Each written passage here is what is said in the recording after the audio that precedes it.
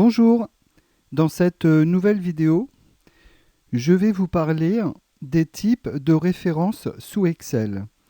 Alors, je vous demande la plus grande attention parce que au moment où nous allons devoir créer des formules de calcul, il faudra faire attention au type de référence que nous allons utiliser. Nous allons étudier les références relatives, les références absolues et les références mixtes ou semi-relatives. Alors je vais commencer par faire un petit tableau très simple qui va nous permettre de revoir un petit peu les références relatives. Donc je vais taper par exemple dans la cellule B2 janvier et avec la poignée de recopie, donc je reclique dans la cellule où j'ai tapé janvier. Dans la cellule active, j'ai un petit carré en bas à droite qu'on appelle poignée de recopie. Je vais cliquer sur la poignée de recopie et je vais tirer vers la droite pour générer la suite de ma série, c'est-à-dire février et mars. Ensuite, ici, je vais peut-être taper le nom de Pedro, de Lucie et de Fabien. Voilà, ce sont nos trois représentants ou nos trois vendeurs. Ici, je vais taper total 1. Et comme je vais faire le calcul d'une autre manière juste après, je vais taper total 2. Et on va faire la même chose ici. Total 1 et total 2. Si vous voulez, vous pouvez appliquer des bordures partout. Voilà, je vais sélectionner toutes ces cellules et dans l'onglet Accueil, Groupe Police, Outils bordure, je viens chercher toutes les bordures. J'augmente un petit peu mon zoom pour mieux voir. Et on va commencer. Donc, je vais juste placer des valeurs un petit peu rondes, de telle manière à les saisir rapidement. 1000 euros, 1100 euros, 1200, 1300, 1400, 1500. Vous pouvez placer les montants que vous voulez. Vous pouvez le faire avec 1, 2, 3, 4, 5, 6, etc. 1600, 1700 et 1800. Je vais sélectionner toutes les cellules qui sont destinées à recevoir une valeur numérique et je vais appliquer le format accueil, groupe nombre, format monétaire.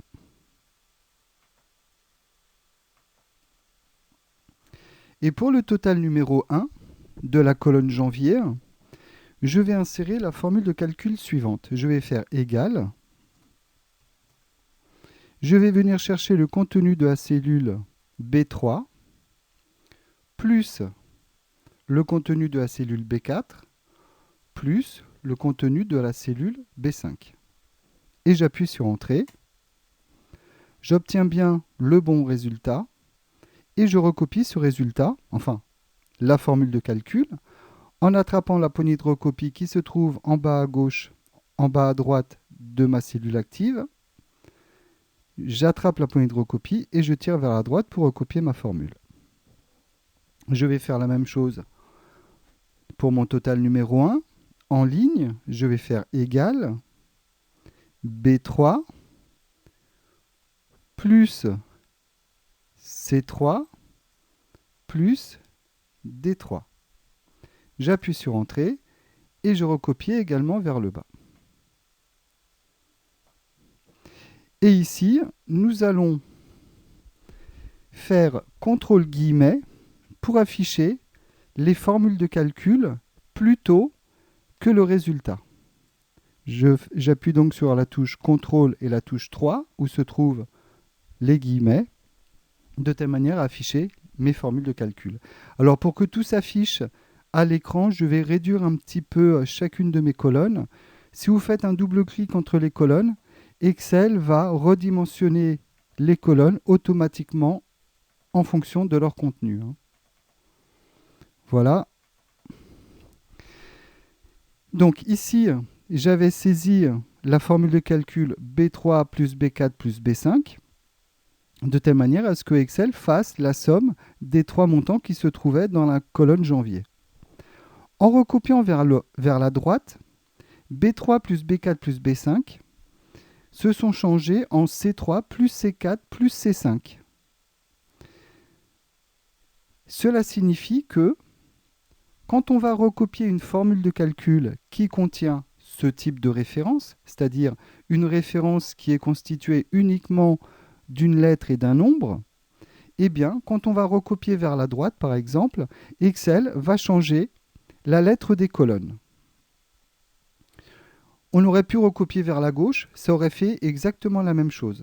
Sauf que on a peut-être plus l'habitude de faire des recopies de la gauche vers la droite plutôt qu'en sens inverse.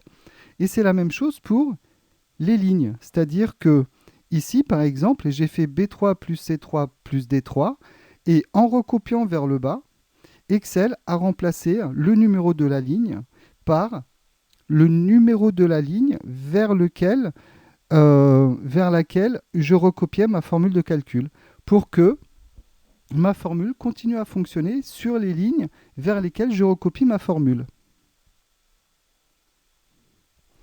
Voilà, donc cela signifie que quand on va recopier des formules de calcul soit vers la droite, soit vers la gauche, soit vers le haut ou soit vers le bas, ça fonctionne dans les quatre sens, Excel va changer soit la lettre de la colonne, soit le numéro de la ligne, en fonction de l'endroit vers lequel on recopie la formule de calcul.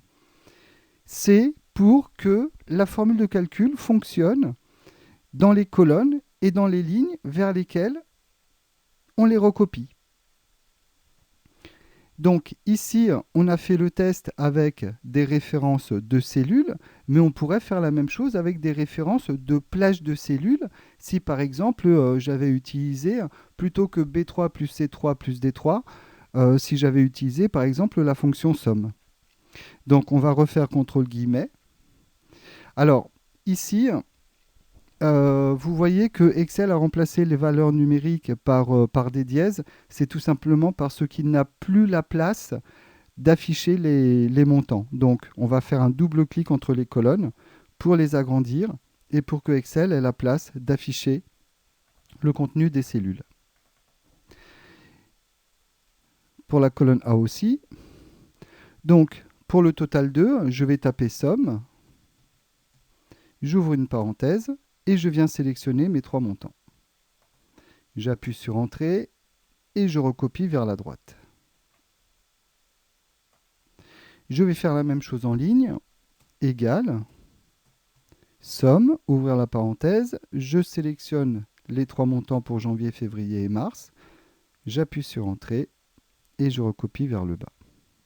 Donc ici, on ne travaille qu'avec des références de cellules relatives. CTRL guillemets pour afficher les formules de calcul plutôt que les résultats. On peut aussi faire formule. Et ici, vous voyez qu'on a une petite commande qui s'appelle afficher les formules. Et juste à côté, Excel nous affiche que le raccourci à utiliser est bien CTRL guillemets. Je vais redimensionner un petit peu mes colonnes en faisant un double clic entre celles-ci pour essayer de tout afficher à l'écran pour que vous voyez bien.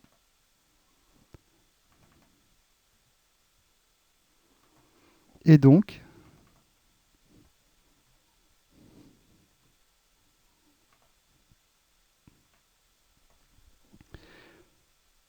dans les formules de calcul dans lesquelles j'ai inséré une référence de plage de cellules, comme par exemple ici somme B3 jusqu'à B5, eh bien, en recopiant vers la droite, il a également changé les B, la lettre B de la colonne par la lettre C de la colonne vers laquelle je recopiais ma formule de calcul pour que celle-ci fonctionne dans la nouvelle colonne vers laquelle je la recopie. Et idem pour la colonne D. On remarquera aussi que cela fonctionne quand on recopie vers le bas, que ce soit avec des références de cellules ou bien que ce soit avec des références de plages de cellules. Donc, ce qu'il faudra retenir, c'est que à chaque fois que vous allez insérer une formule de calcul, lorsque vous allez recopier cette formule de calcul vers la droite ou vers le bas, Excel, systématiquement, changera la lettre de la colonne dans les références de cellules de votre formule de calcul, de telle manière à ce que votre formule de calcul continue à fonctionner dans les colonnes vers lesquelles vous recopiez cette formule de calcul. Et c'est la même chose pour les lignes, pour les références de lignes. Quand vous allez recopier vers le bas une formule de calcul, Excel va changer le numéro de la ligne dans les références. Donc, pour que cela fonctionne correctement, il faut travailler dans des tableaux dont la structure permet de recopier des formules de calcul vers d'autres colonnes ou bien vers d'autres lignes. Il suffit juste de mettre les informations soit en colonne, soit en ligne. Ici, en colonne, nous avons janvier, février et mars, donc on va pouvoir recopier depuis janvier jusqu'à mars notre formule. Et idem en ligne, comme on va mettre Pedro, Lucie et Fabien les uns en dessous des autres, quand on va insérer une formule au bout de la ligne de Pedro, eh bien, en recopiant vers le bas, on pourra appliquer le même type de calcul pour les autres lignes. Voilà pour ce qui est des références relatives. Donc, ici, les références relatives, ce ne sont que des références qui ne sont constituées que d'une lettre et d'un nombre. Maintenant, nous allons voir les références absolues. Alors, je vais refaire CTRL- pour afficher les résultats. Donc ici, Excel m'a affiché des dièses, c'est tout simplement parce qu'il n'a plus la place dans les cellules pour afficher les valeurs numériques. Donc on va juste agrandir la largeur des colonnes en faisant un double clic entre chacune d'elles. Et comme ça, Excel va pouvoir agrandir les colonnes en fonction de leur contenu. Je peux aussi cliquer, attraper la ligne qui sépare par exemple ici la colonne F de la colonne G, garder le bouton gauche appuyé et tirer vers la droite. On va faire la même chose pour la colonne A. Voilà, donc je réduis encore un tout petit peu mon zoom. Et maintenant, je vais vous parler des références absolues. Donc du coup, comme j'ai encore réduit mon zoom, je dois remodifier à nouveau la largeur de mes colonnes. Bon, c'est pas trop grave. Ici, alors, en I1, on va taper par exemple taux de TVA. Et juste après, on va taper par exemple 20%.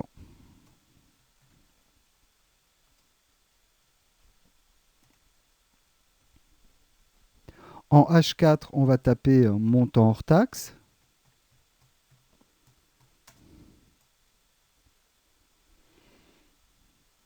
Et en I4, on va taper montant de TVA. Montant de TVA. Alors, pour envoyer à la ligne automatiquement, ce que je vous conseille, c'est d'aller sur l'onglet Accueil et on va cliquer sur Renvoyer à la ligne automatiquement dans le groupe Alignement. Après, on va juste sélectionner ces deux cellules et les aligner horizontalement et verticalement. Alors ici, on va taper par exemple 1, 2, 3, 4, 5, 10, 15 et 20. Je vais juste me déplacer un petit peu. On va appliquer des bordures. Donc je sélectionne mon petit tableau et je viens dans Accueil, Groupe Police Outils bordure, toutes les bordures. Et allez, je vais aussi mettre 2 bordures ici. Et je vais appliquer le format monétaire. Accueil, groupe, nombre, format monétaire. Et maintenant, je vais calculer le montant de TVA pour 1 euro, 2 euros, 3 euros, etc. Je commence par insérer le signe égal. Et je viens chercher 1 euro dans la colonne H que je vais multiplier par 20%. Et ici, vous voyez que on a 2 types de valeurs. On a dans la colonne montant hors taxe, on a toute une série de montants auxquels on va tous appliquer le même taux de TVA. Et ici, on a un taux de TVA unique que l'on va appliquer à toutes ces cellules. Donc, on a un type de valeur qui va être répété sur différentes lignes les unes en dessous des autres, et on a un taux qui sera unique et qui se trouvera dans une cellule isolée. Et donc ici, j'ai multiplié 1 euro par mon taux de TVA. Maintenant, je vais faire un double clic sur ma poignée de recopie pour recopier ma formule de calcul vers la première cellule vide que Excel va rencontrer dans la colonne. Et ici, vous voyez qu'il y a des erreurs. Excel me renvoie soit 0, soit dièse valeur point d'exclamation. Et on va essayer de comprendre ce qu'il s'est passé. Si je fais un double clic sur la première de mes formules de calcul, je multiplie le contenu de la cellule H5 par I2. Donc, ici, c'est bien ce qu'il fallait faire, multiplier 1 euro par le taux de TVA qui est de 20%. J'appuie sur Entrée. J'entre dans la deuxième cellule. Alors, vous pouvez aussi entrer dans les cellules. Vous n'êtes pas obligé obligatoirement de faire un double clic dans la cellule pour entrer à l'intérieur. Vous pouvez aussi juste appuyer sur la touche F2. Et ici, vous voyez, H5 multiplié par I2 a été remplacé, quand je l'ai recopié vers le bas, par H6 multiplié par I3. Alors, pour ce qui est de la première partie de ma formule de calcul, je suis d'accord qu'il remplace H5 par H6. Tout simplement parce que quand je vais recopier ma formule de calcul, je vais demander à Excel d'utiliser la cellule qui va se trouver juste en dessous de la cellule H5. Donc, pour ce qui est de la première partie de ma formule, il faut que Excel remplace H5 par H6, de telle manière à ce qu'il puisse aller chercher le montant de 2 euros qui se trouve en dessous. Et ensuite, c'est la même chose, il faudra qu'il aille chercher le contenu de H7 et ainsi de suite, H8, H9, etc.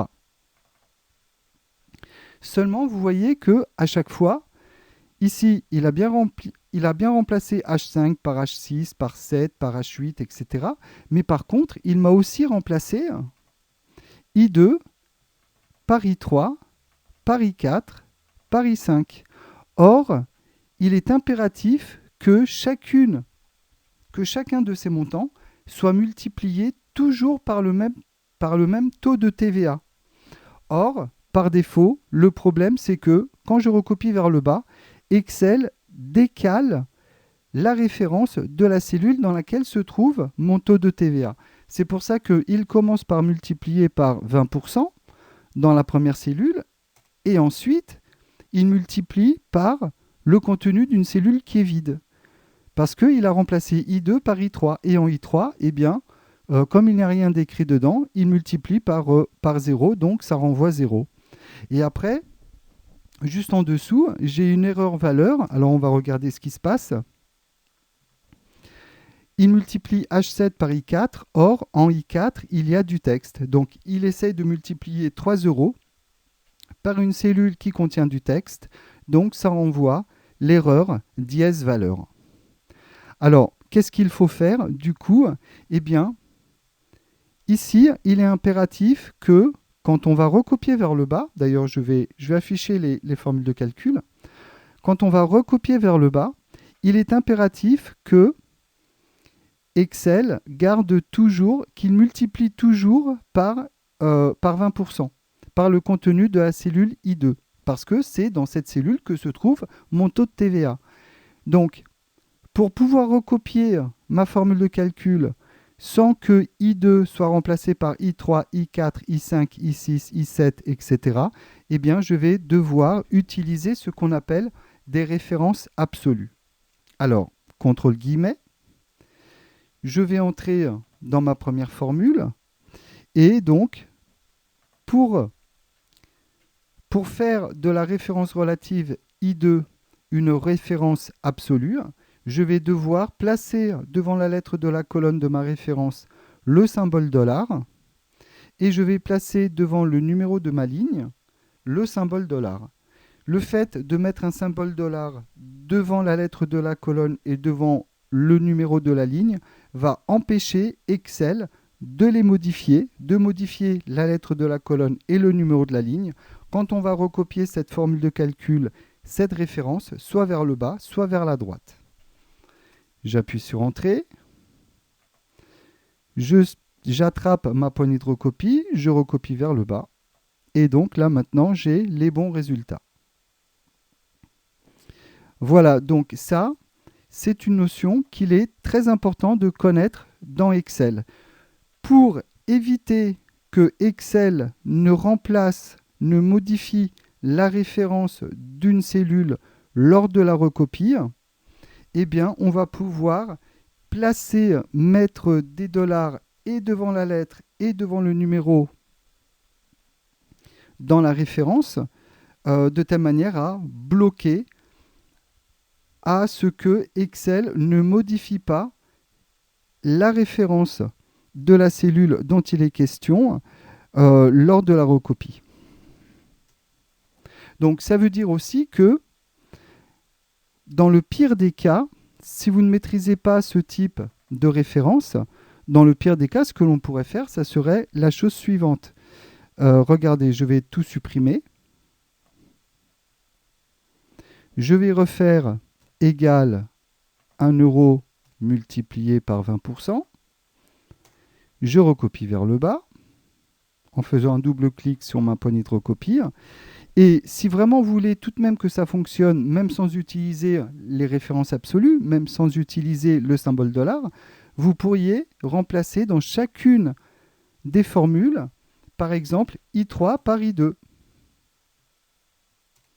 Puis ici, on va remplacer I4 par I2. Donc, on va devoir indiquer à Excel à chaque fois où se trouve la cellule dans laquelle se trouve le taux de TVA. Eh bien, si vous devez faire cela, cela signifie que c'est le signe que vous devez mettre des dollars à I2. Voilà, donc je vais terminer. Bon, cela dit, je trouve que c'est un petit peu laborieux quand même. Là, ça va parce qu'il n'y en a qu'une petite dizaine à peine, mais si vous en aviez beaucoup, ça serait un petit peu laborieux. Donc après, je vais vous montrer une autre petite astuce. Voilà. Donc si je fais contrôle guillemets, ici, j'ai dû recopier moi-même I2 partout pour que ma formule de calcul fonctionne.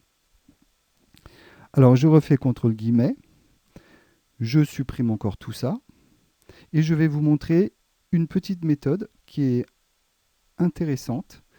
Voilà, je vais faire égal, je vais sélectionner mon euro, 1 €, que je multiplie par la touche, par la cellule I2.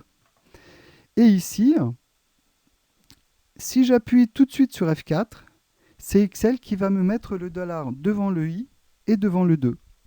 Alors, si je rappuie à nouveau sur F4, Excel va mettre le dollar que devant le numéro de la ligne. Et si j'appuie à nouveau sur F4, il va me mettre le dollar que devant la lettre de la colonne. Et si je recommence F4, il m'affiche la référence relative, c'est-à-dire uniquement la lettre de la colonne et le nombre relatif à la ligne. je rappuie sur F4 et là, il me met le dollar devant la lettre et devant le numéro. C'est une référence absolue. Alors bien sûr, si vous continuez, vous allez voir, en fait, quand vous avez le dollar que devant le numéro de la ligne ou que devant la lettre de la colonne, ce sont ce qu'on appelle des références mixtes ou semi-relatives. Donc là, je choisis la référence absolue, c'est-à-dire que je veux bloquer la colonne et la ligne. Et donc, je recopie vers le bas et j'obtiens le bon résultat. Maintenant, je voudrais vous montrer deux petites choses. Donc, on va d'abord voir à quoi ça ressemble. CTRL guillemets. Donc ici, quand on a recopié vers le bas, comme on a mis les dollars devant la lettre de la colonne et devant le numéro de la ligne, eh bien, Excel a toujours recopié I2 sur toutes les cellules. CTRL guillemets pour afficher le résultat. On va faire autrement. Je vais supprimer tout ça. Et je vais faire égal 1 euro multiplié par I2. Et cette fois-ci, je vais appuyer plusieurs fois sur la touche F4. Donc ici, on a la référence absolue. Je rappuie sur F4. Et en fait, ici, je vais laisser la référence I$2. C'est une référence semi-relative ou mixte. Et en fait, étant donné que je recopie vers le bas, je ne sollicite pas la recopie vers la droite, donc je peux me contenter de mettre le symbole dollar que devant le numéro de la ligne. Je reviendrai tout à l'heure sur les références mixtes ou semi-relatives avec un petit exercice que je vous présenterai. Maintenant, je vais vous montrer autre chose. Je vais sélectionner toutes ces cellules et je vais les supprimer. Voilà, je vais supprimer leur contenu. Je vais cliquer sur la cellule I2 et vous savez certainement que lorsque vous cliquez dans une cellule, vous avez Excel qui vous affiche la référence de la cellule dans laquelle vous avez cliqué dans ce qu'on appelle la zone nom. Eh bien, cette zone nom va nous permettre de donner un nom à notre cellule ou éventuellement à une plage de cellules. Mais ici, on va le faire avec une cellule. Donc, je vais cliquer dans la zone nom, je vais supprimer I2 et je vais le remplacer par un nom que je vais donner à ma cellule. Alors faites attention, il ne doit pas y avoir d'espace dans le nom que vous allez donner. Donc soit on remplace les espaces par le symbole underscore, le fameux tiret du 8, soit ce que font les informaticiens aussi, très souvent, c'est qu'ils mettent une lettre majuscule à chacun des mots qui constituent un nom. Donc moi je vais taper par exemple taux de TVA, et donc moi par contre je fais le choix de mettre une lettre majuscule à chacun des mots. TVA, voilà, taux de TVA, et j'appuie sur Entrée. Donc maintenant, lorsque je clique sur la cellule I2, j'ai, au lieu d'avoir sa référence qui va s'afficher dans la zone nom, je vais avoir son nom, taux de TVA. Et dans mon calcul, je vais pouvoir faire égal 1 euro multiplié, et là je commence à taper taux de TVA, donc je tape T, et vous voyez, il est ici. Alors, à chaque fois que vous avez un petit f de x, ce sont des noms de fonctions qui ont été prédéfinis par Microsoft.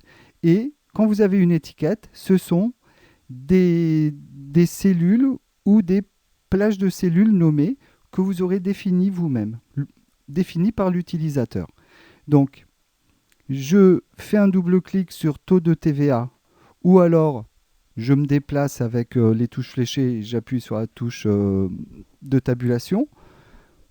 J'insère le nom taux de TVA qui fait référence à la cellule I2 qui contient 20%. Et quand je vais recopier vers le bas, vous voyez que cela fonctionne Et si j'affiche ma formule de calcul, enfin mes formules de calcul, je vois que Excel a inséré dans toutes les cellules le nom taux de TVA. Eh bien, quand vous utilisez des cellules nommées, les cellules nommées, ici qui est taux de TVA, sont considérées comme étant des références absolues.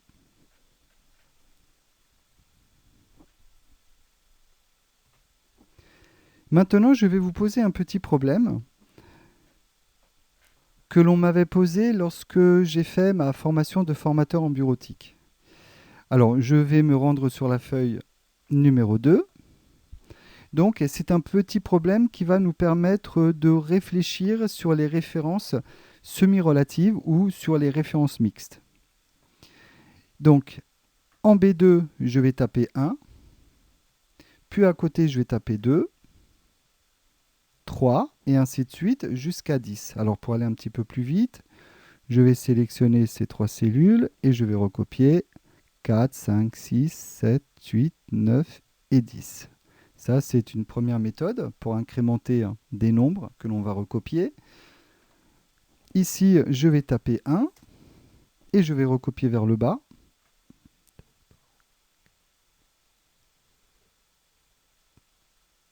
Et là, par contre, Excel m'a recopié 1 partout, mais il m'a affiché une petite balise active ici. Donc, je vais cliquer sur la flèche qui va vers le bas et je vais lui demander d'incrémenter la série.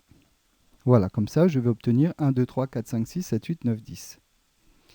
Alors, voici le problème. Je veux systématiquement multiplier le nombre qui se trouve sur la ligne 2 par le nombre qui se trouve dans la colonne A, dans tout mon tableau. Et pour cela, je veux utiliser une et une seule formule de calcul que je vais recopier dans tout mon tableau.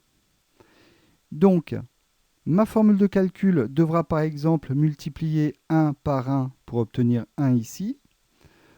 Ici, 5 multiplié par 1, je devrais obtenir 5, et ainsi de suite dans tout mon tableau. Et à la fin, je devrais trouver, à 10 multiplié par 10, je devrais trouver le résultat de 100. Alors, pour cela, on va devoir utiliser ce qu'on appelle les références mixtes ou semi-relatives. C'est-à-dire qu'on va seulement mettre le dollar soit devant la lettre de la colonne de nos références, soit devant le numéro de la ligne de nos références. Voilà, donc moi ce que je vous propose, c'est que vous mettiez votre vidéo sur pause, vous reproduisez ce petit tableau et vous essayez de trouver la bonne formule de calcul qui vous permettra de multiplier en fait la ligne 2 par la colonne A. Voilà, c'est ce qu'on appelle une table de multiplication pythagoricienne ou table de Pythagore. Voilà, donc je vous invite à mettre sur pause. Moi, je vais commencer la correction. Alors, pour multiplier 1 par 1, je vais cliquer dans la cellule B3 et je vais faire égal 1, donc cellule B2 multiplié par la cellule A3. Si je me contente de faire cela, donc je vais recopier vers la droite,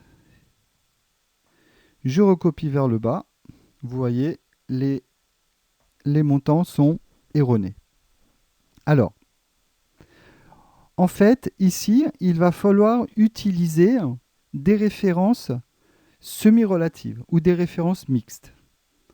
Si je dois toujours aller chercher, voilà, donc ici par exemple, je viens d'entrer dans ma cellule et vous voyez que B2 multiplié par A3, si je veux toujours aller chercher le contenu de la ligne 2, eh bien je vais bloquer la ligne 2. Et donc dans la première référence, je vais mettre le signe dollar devant le 2. Et pour aller chercher toujours le contenu de la colonne A, dans la deuxième référence, je vais bloquer la lettre A en mettant un dollar devant celle-ci. Maintenant, je recopie vers la droite. et je recopie vers le bas.